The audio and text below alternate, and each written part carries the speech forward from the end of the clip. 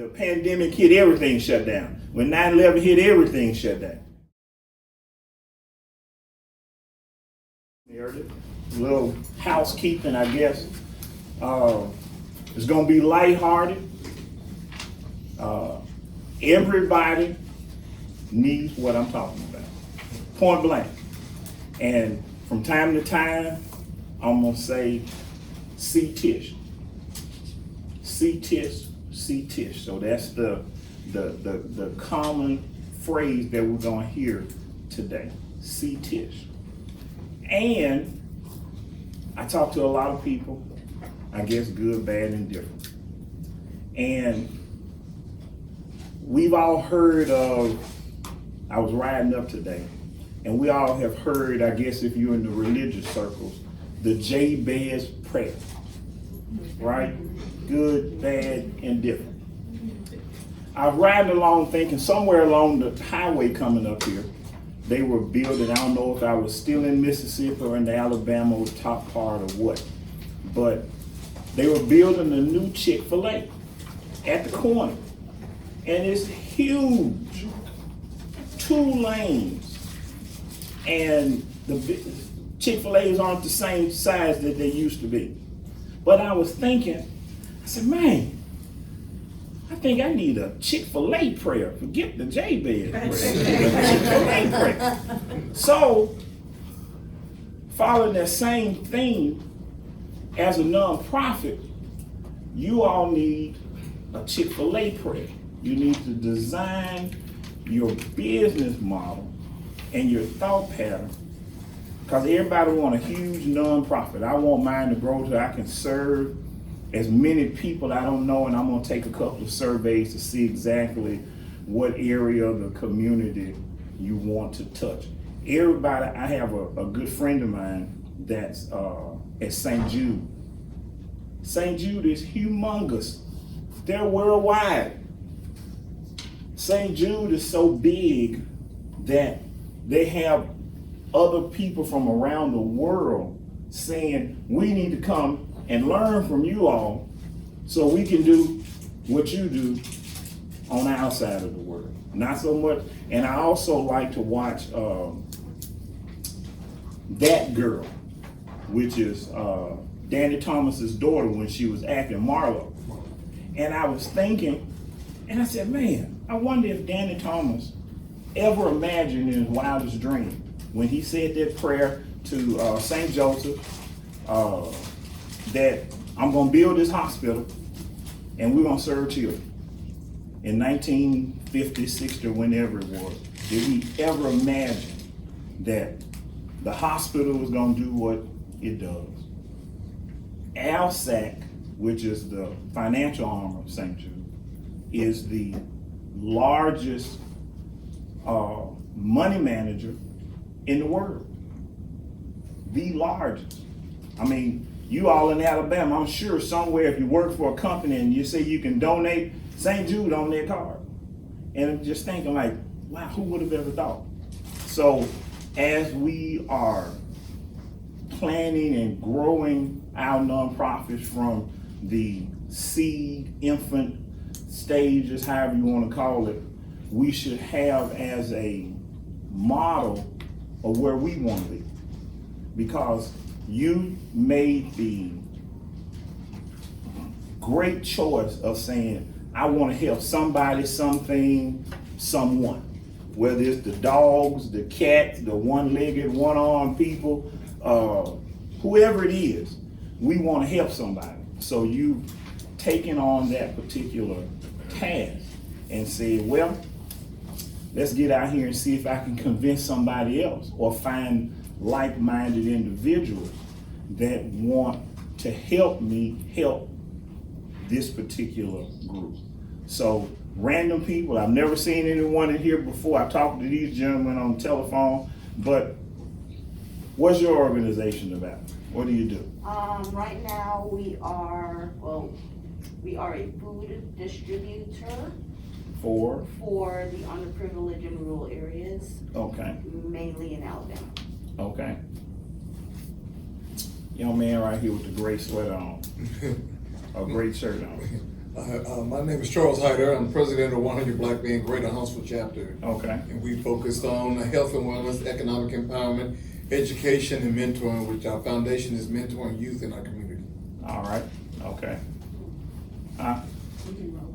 I can roll, I'm taking I'm too talking long. about, you can, ask, you can, I failed to introduce everybody, if you wanna. Oh, no, let no, no, everybody no, no, touch no, on what they do. I'm just doing. No, I was saying, let them touch on what they do. if you don't Okay, mind. okay, yeah, no, I was just gonna do random, cause I didn't know how long it was gonna be before, I didn't know if that can crushing back there was part of the, Oh, no. part of the speed up, or part of the, or part of the, It was, I didn't know if she was gonna start crushing the can on this, so I was gonna wrap it up here soon. But, insurance, they can intro. huh? You can do a quick intro, so they know. Oh, you'll so know so we're gonna do an introduction Yeah, then. forgive me. All right. We'll let your husband Yes. let you do the intro. What's the name of the you're introduce the names and the name of the organization. It's two different organizations. Yeah, You can handle both of them? I can handle mine. Okay, well go ahead on. I'm ready. But, my name is Norman Usher, this is my wife Solana Usher, and the project that I'm operating under is the Jabez Project, that's why I was kind of laughing when. Oh, when I said Dr. J, okay, okay. But, the project is actually designed to work with minority youth and to be able to partner up with, senior citizens and try to kind of bridge the generational gap. Okay. The generational gap of what? Wealth, food, Um, hunger, what? What's the generational gap? With food, so the goal is to be able to put together like a community garden so that young people and senior citizens can come together and be able to do farming and grow crops and just share that, Okay. create lines and kind of develop. with- So you're a farmer by trade? I'm not an engineer by trade. Okay, okay. My father-in-law is a farmer. Oh, okay, okay. And, one more time. And, hello, I'm Solana Usher. My organization is called, Wellington Isles. And Wellington or Dwellington? Wellington. Okay. Wellington Isles, and we will be distributing said produce and food Okay, from, his company to give to local, or not local, rural areas in Alabama who are underprivileged and underserved. okay. So it sounds like you and Pastor need to be getting together to deal with a farmer's market. Yes, sir. I'm Jeff Carter. This is my business partner Sean, and we started a cleaning hand, which is going to go alongside with our other business, pressure washing. Okay, And basically, we want to supply a service to anyone that needs it, but we'd like to target wounded veterans, okay, single moms, single dads, elderly that can no longer handle the workload of Okay. exterior cleaning their homes, businesses. okay. Sound like a good partnership would be the Wounded Warrior Mhm. Project. That's one we're trying to get with right now. Okay, Yes, okay. sir. Young lady in the pink. My name is Caretha Thompson. My company's name is Divine Serenity Respite Care. So I provide respite care, long-term and short-term, for the elderly parents of individuals who do not want to take them to a facility. We all walking that way, ain't we? We all walking that way. 100 black men, but we'll let you go one more time. Yeah, again, we had 100 Black Men of Greater Huntsville, a chapter of the 100 Black Men of America, 100 chapters, 101 chapters worldwide. Okay, And again, we focus in mentoring. We have our major focus is mentoring young black males in the community, but also working with other youth in the community and partnering with other organizations relative to youth. all right. And you're a Dallas Cowboy fan. That's right. I'll let my wife do it. All right, yes, ma'am. We're Fresh Start Ministries International. We're a Okay. church in Decatur, Alabama. We also have Taylor Outreach Services, a subsidiary of that.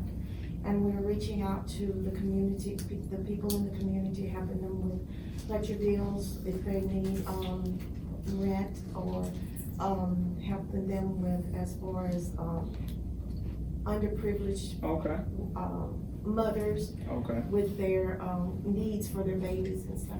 okay, okay. Great, great, great. Yes, ma'am. Hello, everyone. My name is Ashley Jefferson. I have not yet officially founded. Ms. Tish is going to help me get everything situated and founded. But my true passion and drive is for autism. Of course, we all know that at some point in time, I will have autistic babies that need the facilities and the services of the young lady on the end, Scarlett. So my ambition with 1 in every 54 children, whether you know it or not, your kids are sitting in classrooms with children who need services, right? No matter whether they're minority or not, but just to take care of our children as they get older and be a presence, a more aggressive presence in the community to help our children overcome a lot of obstacles that are very present.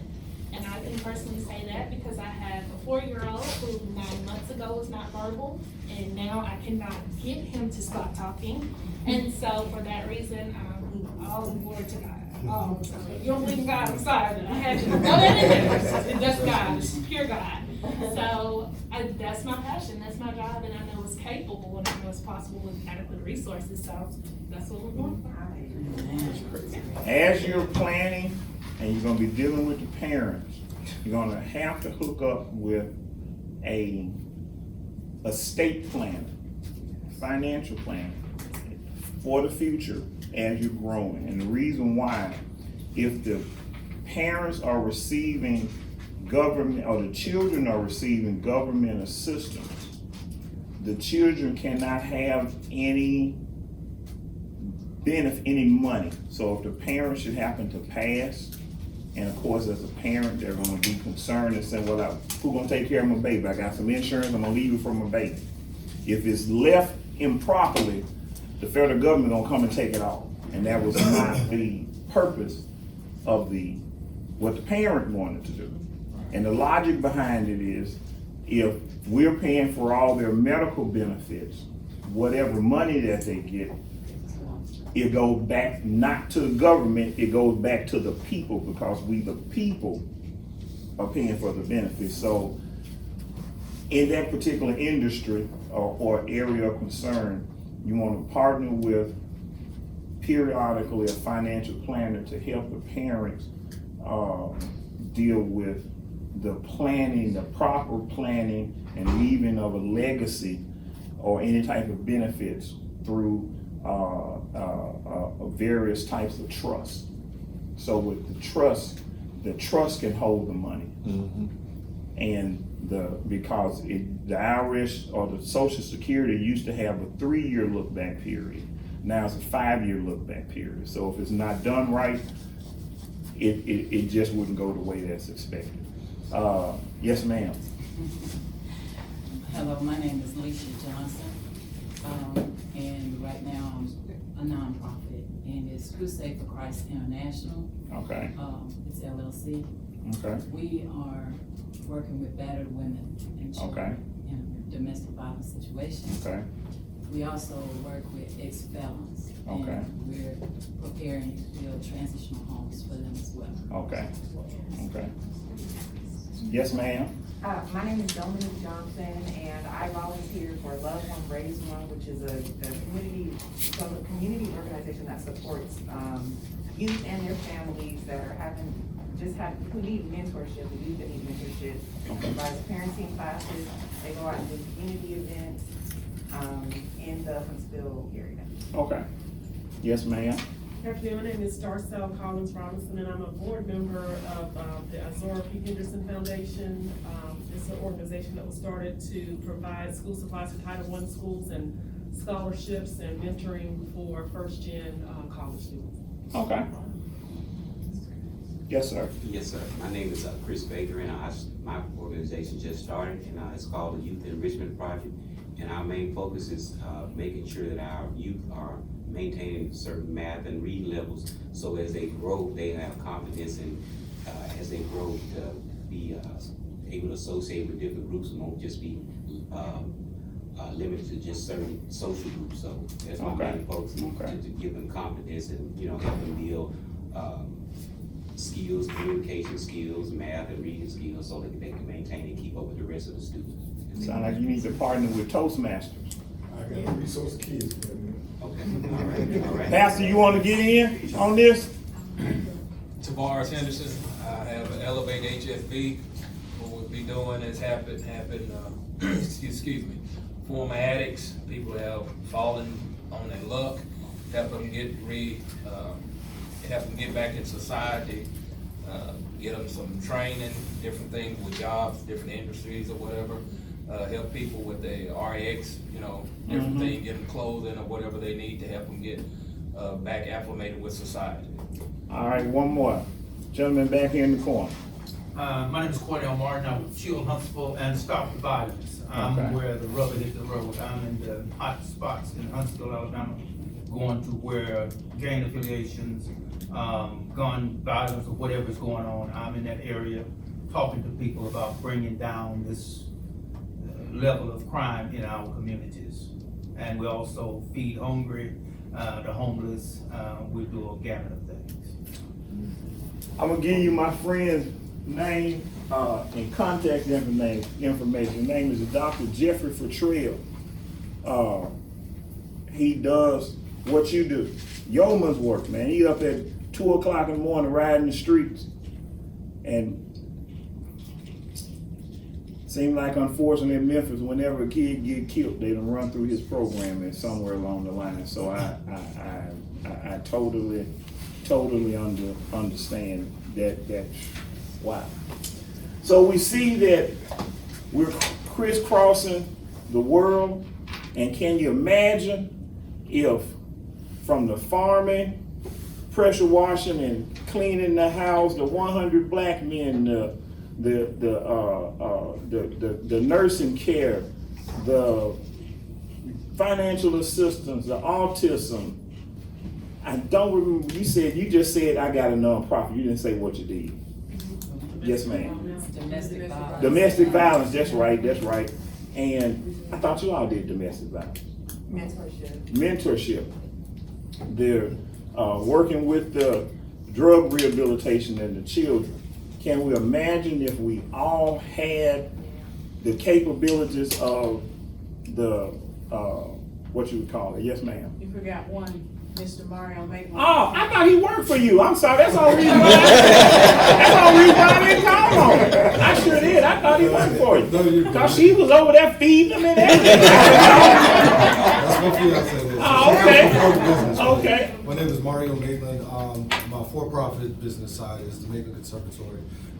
It's a traditional and non-traditional arts conservatory, so we do everything from traditional arts training to modern arts training. That's music production, DJing, podcasting, all that. What started the nonprofit side, which is the Maitland Arts Initiative, I started the conservatory 10 years ago. And then as we started getting into the school systems and the colleges, we started integrating our programs into public schools, private schools, colleges. And of course, we know schools don't have a lot of money. So we started our arts tech clubs, we started integration programs, we connected with the North Alabama Arts Collaborative, where we actually teach students core education through arts technology. And to start to kind of help with that funding, came Tish Hardrick and the Associates. We got our nonprofit started, Maitland Arts Initiative, and to this day now, we're in probably about 11 schools being able to have fully funded programs. That's awesome. Congratulations. I sure did. I just thought he was over there looking good, and he was just part of the team. I'm a team player. All right then, all right. But he did stand up back there in the seersucker suit. It's getting close to seersucker time. He stood up. I remember that. All right, I just thought he was part of the team. All right, now, insurance covers everything. What we're gonna come across here or go through, you'll be like, wow, this is presentation that we just got finished looking at. I promise you, I'm sitting over there saying, boy, she was in my house a couple of weeks ago. Most nonprofits don't have insurance because they didn't plan for it.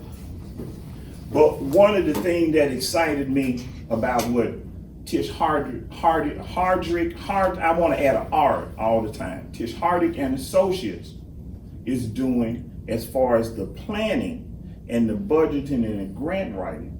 You all, once you know the numbers, you can put that in your plan to now have the grant pay your insurance. Because the reason Sure can. Yep, and the reason why most nonprofits don't have insurance, it's because they can't afford it. And it's one of those necessary, unnecessary, how what the young folks say, you riding dirty. You know you need insurance, but you can't afford the insurance, so you just riding dirty until you get caught. And then the folks down there gonna tell you need to run get some insurance, then you're gonna go find the insurance agent. And I don't know about up here, but they finally got in Tennessee where the insurance companies report to the state. Because in years past, you can just get insurance cards from somebody for a couple of months and start back riding dirty. It's caught again. So with that being the case, insurance, nonprofits pretty much in the same thing. But now we have, doing it this particular way, we have the ability to plan for it, because everything is all about planning. How can I grow? When it comes to getting certain amounts of grants, a certain dollar amount, they're gonna wanna see your insurance. Say, hey, the insurance first are gonna tell me that you're legit. So how and what and who and all this other good stuff. So let's see if we can do that. I can't even do my own thing. It ain't showing up on here. What are we doing? Didn't we just have this problem a few minutes ago? I'm seeing it on my screen. Let me put some eyeglasses on. Right. Does each one reach one? There we go. It's something. What did I do? I'm on my own computer. What did I do? So what I do if I exit? This is touch, right? Yeah. Okay. So you should. Oh, look at that. Can't even operate my own computer. But insurance. As a nonprofit, commercial property insurance, if you own a building, if you have any inventory, computers, chairs, if you're leasing a place from someone, your landlord, they're gonna want you to have insurance. Because if somebody come in to see you and they get hurt, who's the famous lawsuit attorney down here? It's commercial work, don't it? You call them out. In Memphis, it's Morgan and Morgan. So I think they're nationwide. So everybody gonna call somebody and lawyer up. General liability, same thing. You want to make certain, again, if somebody get hurt, that you're covered, because you don't want your dreams to go up in smoke. I'm gonna come in. I have seen it all. I didn't think I would in my lifetime, but I have, and I probably have something else to see. But you can have a person come in begging you for help, and they get hurt on the way out, or they think they can scheme on the way out, they'll be just as quick to sue you. So now you're saying, you're just coming in and begging me for $50 to feed your children. My attorney gonna call you. We gonna get a little bit more than this. So insurance is important. Commercial crime coverage. Somebody could steal something. You want to have your stuff protected. You leave the office, you lock up the doors, and you don't have but three computers, and they were donated in kind. And you come back, and it's just some plugs. And you be like, what in the world? Why is it so dark and the lights were on from the computer screen? Commercial inland marine, that's just technical term for physical stuff. It's an old shipping term, because inland marine stuff normally came over on the ship. So that's where the insurance company took that. Commercial auto coverage. Very important. Anybody have any staff members working with them, with their company? Nobody just yet? Friends that run to the store for you? Any of those things. I go to the store for the 100 Black Men, and along the way, I have an accident. Claims adjuster say, or the claims person, because again, everybody gonna lawyer you up.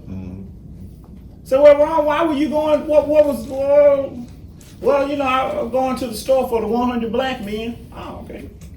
They writing it down. They ain't saying nothing. 100 Black Men. Well, I was say, well, it was on such and such and such and such a street. All right, cool, no problem. I finished telling my story. Next thing you know, the 100 Black Men getting a phone call. What you suing me for? He was going to the store in the behalf of your organization. I have to watch when I send somebody somewhere, because again, when they move, because I asked, they have to be under my umbrella coverage. Yeah, somebody walked past my door. But anyway, commercial auto, none on. These are things as the president, chairman, CEO of your nonprofit. Because see, we're thinking we're small. We're thinking, oh, I'm just trying to get this thing off the ground. I'm trying to do my thing, trying to help these people. And just like in what's they say in nature, every positive action has a negative action and so forth. Just as hard as you're trying, somebody will be trying just as hard on the negative.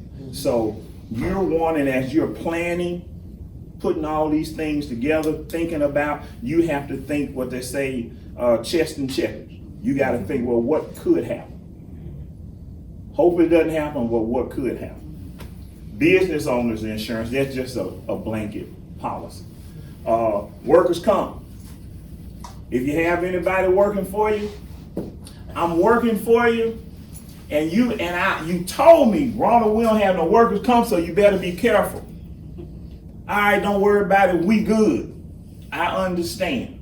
I go out for whatever reason, I get hurt. I'm laying up at home, watching till we already had discussion. Ron, it's on you now. I'm good, I know I'm gonna get this taken care of. But what's the name of the law firm that you said? Alexander Shinar, come on at 2 o'clock in the morning.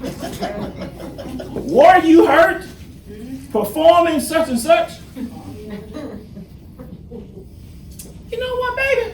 Once you hurt doing such and such, yeah, you know what, I sure was, but we talk, no. We need to call Alexander. And believe it or not, you gonna lose.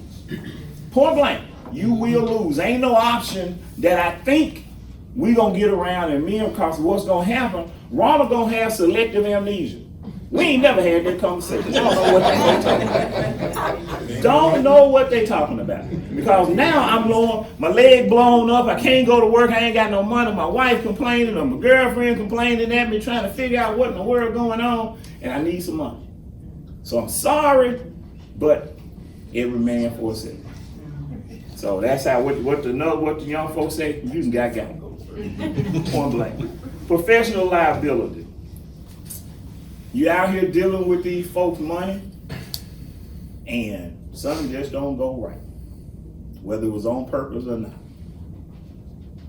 they gonna lower you up because they want their money back. Sexual abuse, physical abuse. Everybody in here, for all practical purposes, dealing with children and other people. All it takes for one. All it takes is one. So, now we're saying, what in the world we gonna do? How are we gonna figure that out? Good insurance policy cover it all.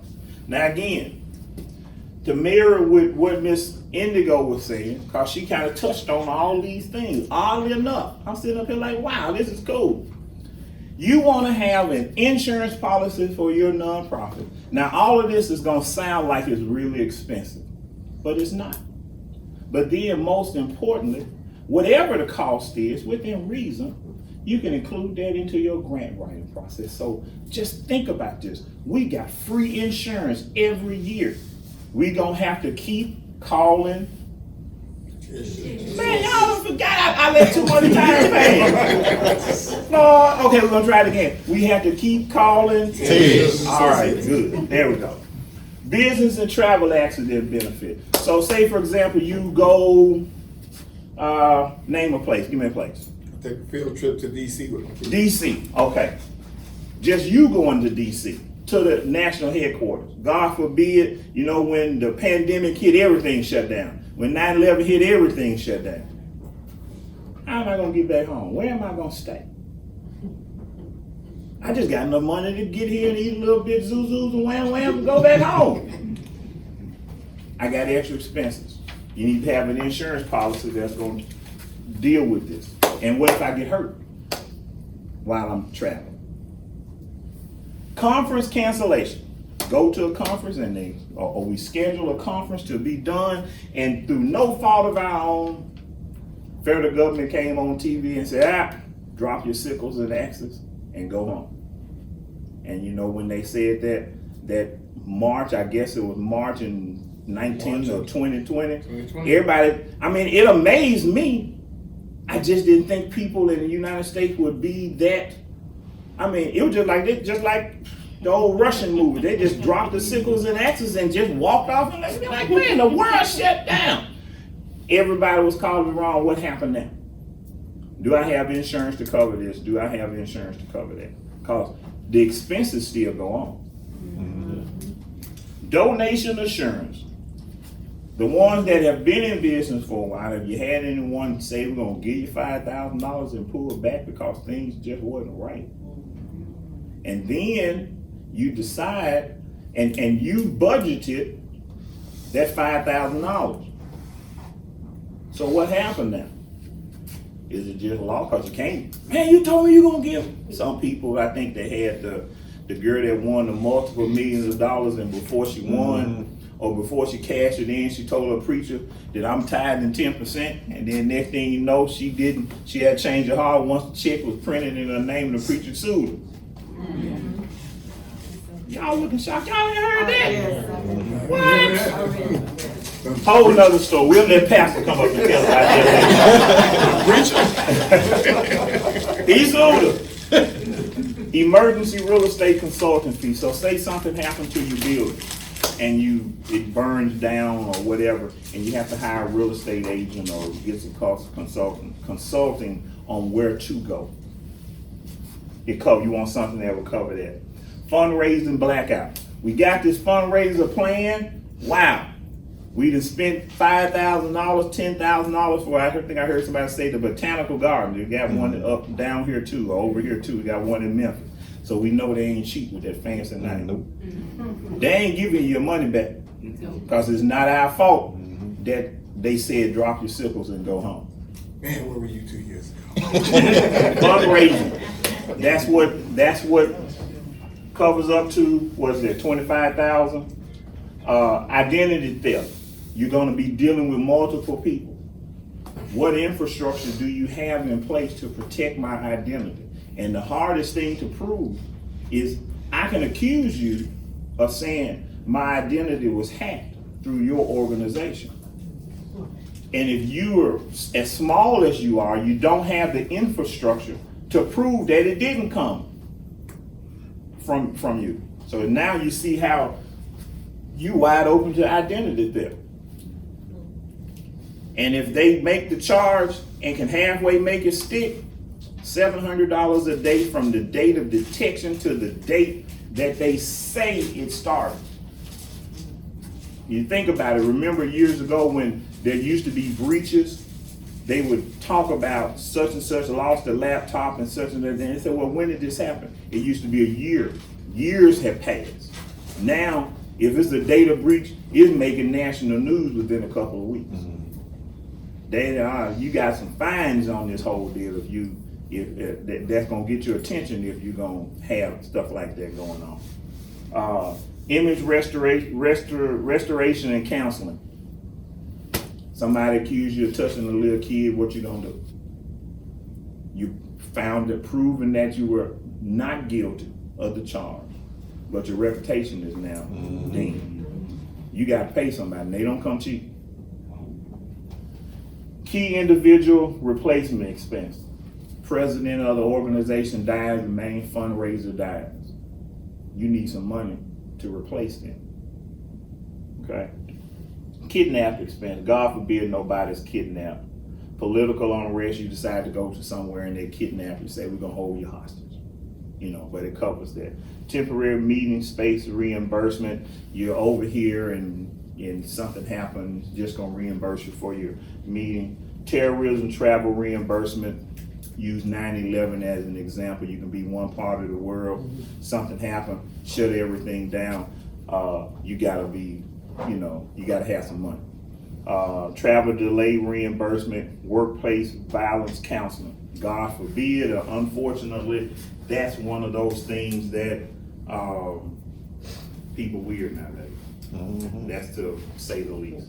So, I've gone through all of this by explaining talking about it, but business travel accident benefits, so we're gonna, for sake of time, I think I've done this too much. So we've gone through business travel, conference cancellation, donation assurance. We'll spend some time on this because everybody want to know what happened if Ronald promised them $5,000 and Ronald don't pay $5,000. How can I get my money? That's what he told me. Donors must not have been in bankruptcy, nor have filed bankruptcy or reorganization for the past 7 years prior to the time said pledge was made. So you, as the nonprofit, for any major donations, you got to do some due diligence. You just don't want to be excited that Ronald donated $5,000 and you say, well, we're going to put this in our budget. Do some work on Ronald. Facebook, LinkedIn. It may be worth paying somebody to do a background check on the organization of any sizable amount, because you have something vested. Not only are you taking into consideration my donation, but you counting this into your budget type deal. But when you called Tish, she would have already made certain that Ronald's not flaky. Good? That's a good segue, Ms. Tish? That's good. All right, good. For non-cash donations or payments of a failed donation claim shall be based on the fair market value of said non-cash donation at the time of the failed donation claim. I say I'm gonna donate $50,000 worth of computers. So for non-cash donations out or payment of a failed donation, just said market value of donation time of file claim. In the case of unemployment or incapacitation of a natural person donor and as a condition of payment of the failed, so,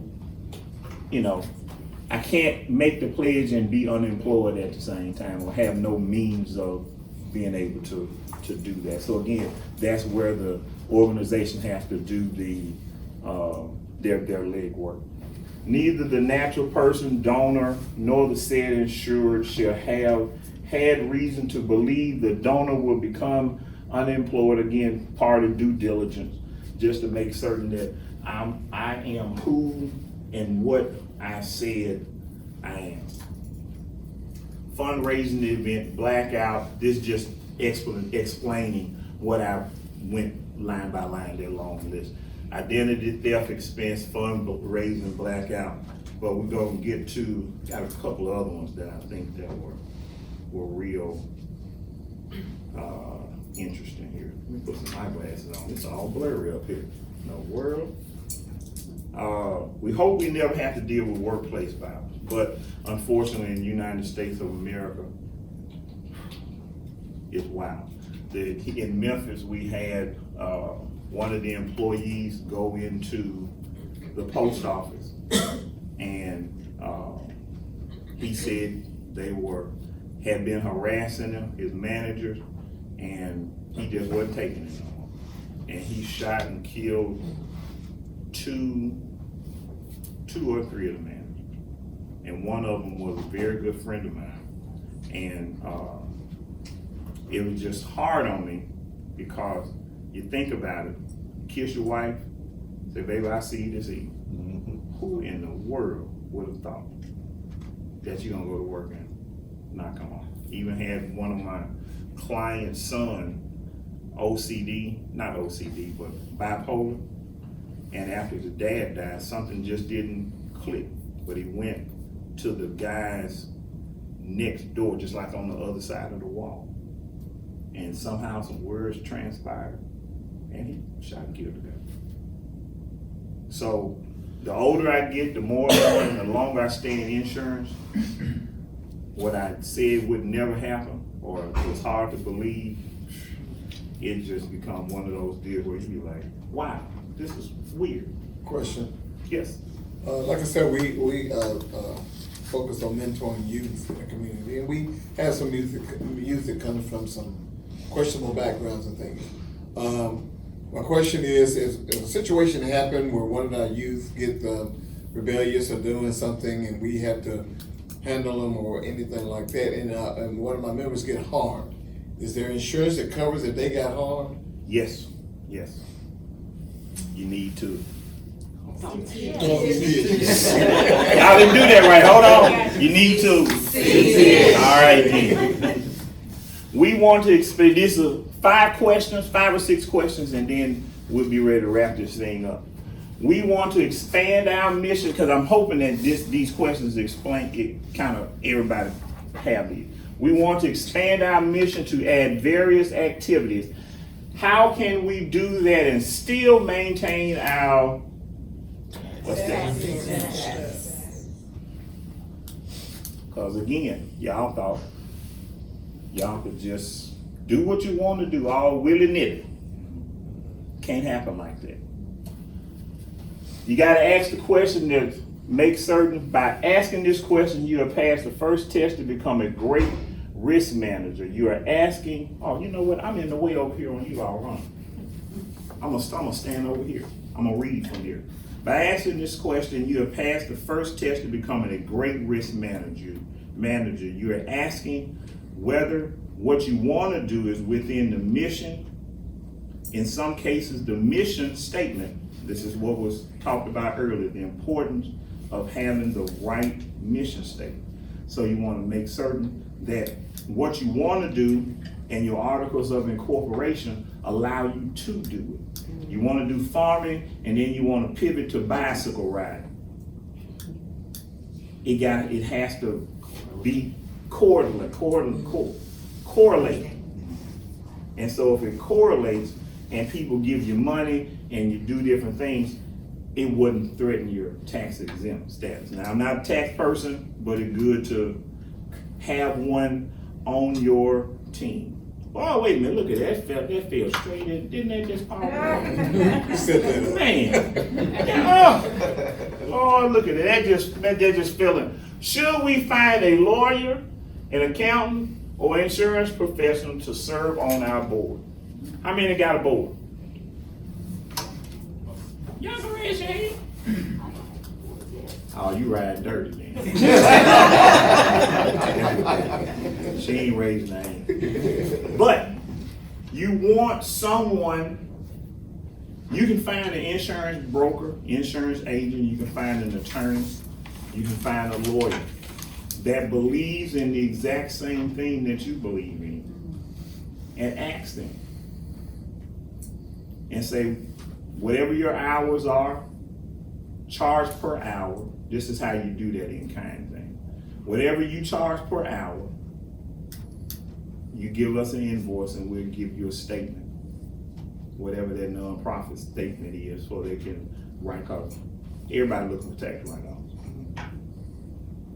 And I'm almost certain you'll see that their hourly rate gonna double. But, you know, keep it within reason. Man, you don't charge no $5,000 an hour, but you want to have, so I won't stand in the way.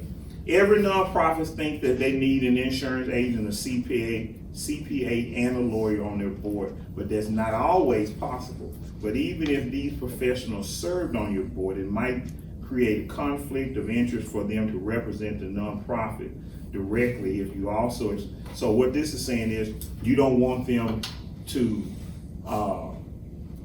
all the time provide the service. So it's okay to have them on the board, but the insurance agent might not be the one that writes the insurance policy. But he can consult to make certain the nonprofit gets the right policy. The CPA might not be able to do the books, but he can look over the shoulder of the next guy to make certain the books are done right. The attorney, same thing. Drafting, drawing up the paperwork. How about this one here? Y'all ever ask yourself that question? See the young man with the plaid shirt on nodding his head. What was you had experience, or why did you ask yourself that question? I had experience with that. You wanna tell your story if you don't mind? Yeah. Change names, dates and times. Talk in third person. I had experience with that with I'm gonna go back to the contents of In general. sexual. Okay. And I had to go back and redo the bylaws because I almost got in trouble with possibility of Alice Shannar doing some things. I don't know who that is. Oh, that's their law That's firm. a- Oh, okay. They told me Okay. to talk and use different things. Yeah, okay. Okay. Because you called out a name, I'm like, I don't know who that is. All right. They told me to change that. Yeah, yes, I did. And it got a little serious with it. All right. So I had to go back and restructure the bylaws and the article, had to redo the article and everything in order to, I'm gonna use the term to adapt with that situation. So- No, that's a good thing, because unfortunately, we only learn in real life by mistakes. Right. That's how we learn. Oh, got my hand burned, and I better not do that no more. Yeah. But there's an insurance policy for this. Yes. And we're gonna, See. all right, there we go. But board members can be personal liable. So when you talk to someone and ask them to be on your board, you need to have had serious consideration and conversation with them. Because not only is the board member liable, your organization is liable for almost if that person does something crazy on the outside. Because again, if you stand before a judge, you can't use the fact that we're a small nonprofit just trying to help. Ignorance is not an excuse in the law. That's just more of a reason for them folks. We all seen the cartoon where they run over the thing with the steamroller and they flat and then they peel them up and they, just imagine that. Cause them attorneys, oh man, they gonna run you down. What's their attorney office again? Man, they gonna be sniffing for the insurance policy and going for all of the limits. So you got to have all of this things in place to make certain that if I'm on your board, you need directors and officers policy.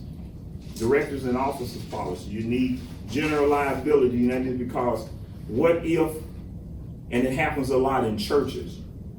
It just so happens the church membership don't sue the church, but the pastor misappropriates some money, the deacon misappropriates some money, and people say, well, Lord say we got to forgive, we just gonna get on. But try that in the real world. Them folks say we come at everybody because y'all let this foolishness happen. And if you're getting donated money, they saying, y'all let this foolishness happen. We want all our money back. Misappropriation fund. So again, there's an insurance policy for this, and we're gonna. There we go. All right. There we go. Y'all, we 2 slides in and y'all finally on board. This one is important too. I'll let y'all, who wanna read that? How can I convince my board that they should be involved in fundraising? Have y'all talked to your board members about being fundraisers? I know 100 Black men. That's just kind of in their corporate bylaws. But what about the other folks? Anybody? Nobody? Everyone in my organization agreed that we need to be doing something, but they're not doing anything. They're looking for you as the leader to come up with a plan to say, how can I fundraise? Because see, this the nonprofit, being the leader of a nonprofit is just like being a leader of a company. It's your vision. They're just there to follow, they'll take your lead. But if you don't have a vision for it, they'll just be there. So, by way of whatever means, whether it's parties, relationships, hey, we need to sit down and see who know who. It can be something as simple as everybody coming into to having a meeting one day and we sit down and say, let's look on everybody's Facebook page and see who knows who. So, let's see, I'm doing something, I hit the thing wrong. All right, so you wanna have planning strategies on fundraising. And again, there's an insurance policy that we've already determined that if we get somebody to donate or say they're gonna pledge and for whatever reason it doesn't happen. I have a nonprofit in Memphis called Code Crew. They work with young people, teaching them how to code. And it's, they're doing really well. Every policy renewal year, I'm surprised at how well they're doing. Good for me, cause somehow I find a different policy to sell them along the way, but hold on. But, they had someone to donate, pledge, I think it was about $25,000. And, you know, things happened and it didn't happen. So, you know, you wanna be able to say, we counted this in our budget. And, you know, so now we trying to figure it out. Okay. And last one. 3 steps to effective board oversight of insurance. Monitor suits, threats of suits, and accidents. The board member, when you sit down, you all have your meeting and you talk about these things. Most people that have nonprofits and have boards, they don't really have meetings. You know, they just do it enough to send off to the state to say that they're compliant. But you have a meeting, so we need to talk about these things. What are our threats? What do you see that we need to do? Well, you know, we started picking up these kids, and do we have a insurance policy if one of these kids get hurt? Well, no, I'm just picking them up in my car. Until we get a commercial policy, don't pick another kid up. Cause if they get hurt, they mama's coming after you. Kid come up. So, you know, every kid is worth at least $10 million, I'm sure. Yes, ma'am. I just wanna add on that, ministries that are looking into vans or growth or youth organizations that are working toward vans and things like that, where you're gonna be transporting members or youth, definitely consider this policy for coverage, because it's not the same as your personal vehicle covering you with this nonprofit. So just wanna bring that up, it's pretty important. And hold on, that was a good segue. What we gonna do? All right, there we go. Periodically review risk retention practices and coverages. So as you grow, you start hiring people. You need to have in your policy and procedure manual. What if I hire Ron today and he in a nice 2-piece suit and shirt, and I show up for work Monday morning in a dress and platform heels? Y'all laughing, but what you gonna do? Whoa, Doc! You come in with deep voice and razor stubble and a wig. You can't come in here. Why not? You got it written down anywhere to say that I can't, or how you can't say Ronald can't, or you can't come in a dress, but you got to address these issues because people have their proclivities. That's my $10 word for today. So how are you going to address as an employer? You know, you have to have, you and your team got to be thinking about these things. You just can't do it haphazardly because again, you may be playing for fun, but everybody else playing for keeps. So you got to look into these. That's why it's good to have a good team, and we're gonna call Tish to have these discussions and conversations. So hey, you know what? I never thought about that. What happened? I am thinking about getting a secretary. What happened? My friends tell me I'm sexist, but I want a secretary that's easy on the eyes. That's just me. So my friend said, you can't say it like that, and you can't do it like that, and you can't. I'm sitting there like, why not? It's my money, right? But you can't do it like that. You got to hire somebody that's qualified, so forth and so on and so on. Your hiring practices, you can't, I didn't know this, I found out. You can't ask them if they got children. How you gonna find out if they got children? What's your morning routine? What? When they tell you what their morning routine is, you can determine whether or not they got kids. Oh, so it's code word.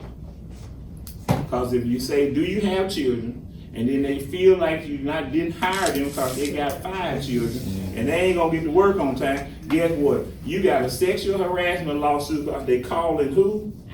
Not sexual harassment, but employee discrimination lawsuit. And you don't have anything in your bylaws written up to protect you or to say what you're gonna do or not do. So the employee discrimination, the employee liability policy, you can. All right. And that's the last one. I ain't got no music to play behind it. Say I'm done, but is there any questions? I think we if we had some questions, answered them along the way, but if there was any additional questions that I didn't come across one way or the other. No? I did all right? I'd like to make a statement if everybody. Make your statement. As a pastor, I work through a lot of stuff, and I'm just gonna say this. I was at ministry at the council one night, and I come home and I was winding down, and pastors know what I'm talking about, and I just happened to turn to Dr. Ivy Healer, and he kept talking about different things about bylaws and articles of incorporation and how you should write them, and that subject of what you just said, cross. It came up, and it was just like, and I don't know if y'all believe it, it's like something spoke in my ear and said, you need to change what you got. Sure enough, within a month, I was confronted with the very thing with the situation. So it's good that you do these things, what you're saying. And I want to say this, I know you love family, but be careful how close you put family on your board. You'll wind up losing what you got. Ms. Indigo mentioned about not having family as board members. So, all things being equal, I didn't see too many people walk out, so I must have did all right. I'm good with that. I appreciate it. I'm gonna turn this off.